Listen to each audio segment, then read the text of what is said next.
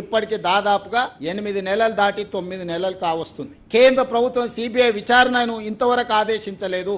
గతంలో కేంద్ర మంత్రి కిషన్ రెడ్డి గారు మీ వల్ల కాదు, మీరు చెయ్యరు, మీకు విచారణ చేసే సామర్థ్యం లేదు, సిబిఐకి ఇస్తే 48 గంటల్లో కేసీఆర్ను హరీష్ను జైల్లో పెడతాము, మాకు ఇవ్వండి అని కేంద్ర మంత్రిగా వారు డిమాండ్ చేయడం జరిగింది. మరి ఈ రోజు మేము సిబిఐ విచారణకు ఆదేశించి దాదాపుగా 9 నెలలు కావస్తుంది. కేంద్ర ప్రభుత్వం దీని మీద స్పందించకపోవడం వల్ల ఈ మధ్య కాలంలో మరొక లేఖ రాసిన మేము, మీరు విచారణను తక్షణమే చేపట్టండి, దీనికి సంబంధించి ఇంకా ఆలస్యం అవుతుంది, ముందుకు వెళ్ళాలి, ఎవరెవరైతే ఇందులో తప్పిదాలకు పాల్పడ్డారో వాళ్ళందరినీ శిక్షించాల్సిన అవసరం ఉంది. ఇందులో ఉన్న అధికారులు కొంతమంది రిటైర్ అయిపోతున్నారు, కొంతమంది రకరకాల పరిస్థితుల వల్ల తప్పించుకునే ప్రమాదం ఉన్నది, తక్షణమే విచారణ చేయండి అని చెప్పి ఈ మధ్య కాలంలో మరొక లేఖ రాయడం జరిగింది.